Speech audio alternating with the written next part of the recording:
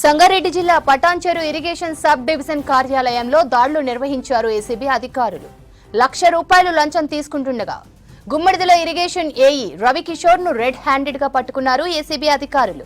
అయితే ఏసీబీ అధికారులు సోదాలు నిర్వహిస్తుండగా ఇరిగేషన్ డీఈ రామస్వామి పరారయ్యారు. ఏఈ రవికిషోర్ దగ్గర ₹1,00,000 స్వాధీనం చేసుకుని విచారణ జరుపుతున్నట్లు తెలిపారు city range 2 ACB DSP Sridhar.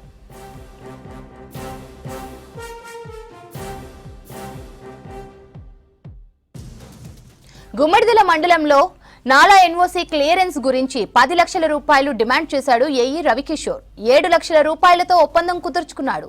దీంతో గత నెల 28 నుంచి రోజు ఫోన్ చేస్తుండటంతో ఏసీబీని ఆశ్రయించాడు బాధితుడు.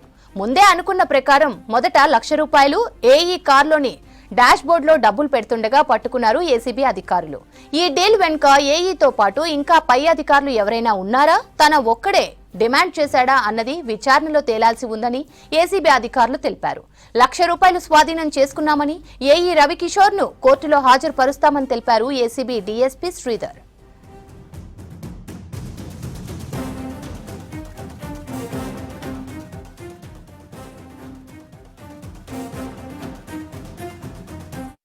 యాక్చువల్లీ 28th నాడు ఒక కంప్లైంట్ వచ్చేసి గుమ్మడిదల అనే విలేజ్ దగ్గర అతనికి ఒక 4,400 స్క్వేర్ యార్డ్స్ ల్యాండ్ ఉంది. దానికి కాంపౌండ్ వాల్ కట్టుకున్నాము.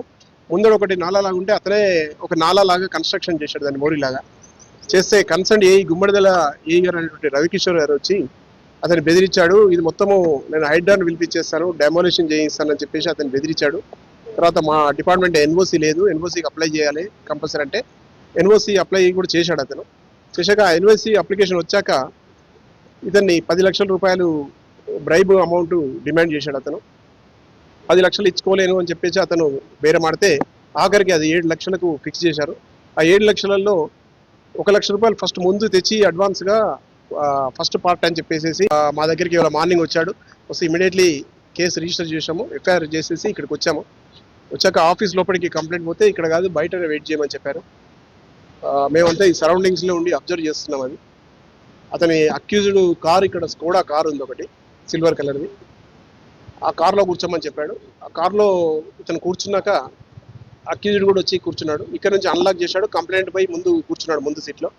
ఇతను వచ్చేసి అతను వెనక కూర్చొని ఆ అమౌంట్ ఏదో డిక్కీలో డాష్ బోర్డ్లో పెట్టమని చెప్పాడు. ముందు డాష్ బోర్డ్లో పెట్టాక దిగిపోయాడు. అతను దిగిపోయి అక్యూజ్డ్ ఇటువైపు దిగగానే మేము ఇమీడియట్లీ వచ్చి పట్టుకున్నాము. అతని చేతులు కడిగిపించాము, కానీ కలర్ రాలేదు. ఎందుకంటే అతను మనీ ముట్టుకోలేదు, డాష్ బోర్డ్లో పెట్టించాడు కాబట్టి అతని చేతికి కలర్ రాలేదు.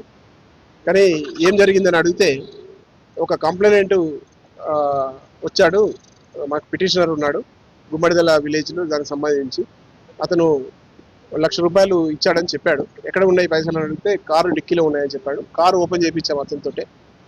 అదంతా కూడా అంతా వీడియో కింద చేశాము. కారు డాష్ బోర్డ్లో ₹1,00,000 ₹500 నోట్లు 2 కట్టలు ఉన్నాయి. అవి ఏవైతే మేమే పంపించినా అవే ఉన్నాయి. మీడియేటర్స్ ముందే సమక్షంలో అవి కూడా మళ్ళీ కౌంట్ చేయించామని ఆ నోట్ నెంబర్స్ కూడా చెక్ చేసుకున్నారు.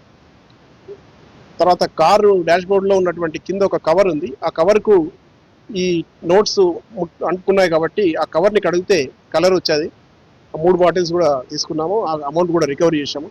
ఇప్పుడు అరెస్ట్ చేసాము. ఇవాళ రాత్రి వరకు కోర్టులో ప్రొడ్యూస్ చేస్తాము, ఏసీబీ కోర్టులో. ఇంకా మేము ఫర్దర్ ఇన్వెస్టిగేషన్ చేస్తాము.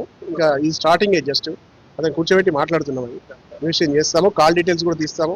కంప్లైంట్కి ఒకవేళ పైన ఆఫీసర్ కూడా డైరెక్ట్ ఎవరైనా మాట్లాడినరా ఏంటి, ఇతను మాత్రం కంటిన్యూగా అతను కాల్ చేస్తున్నాడు.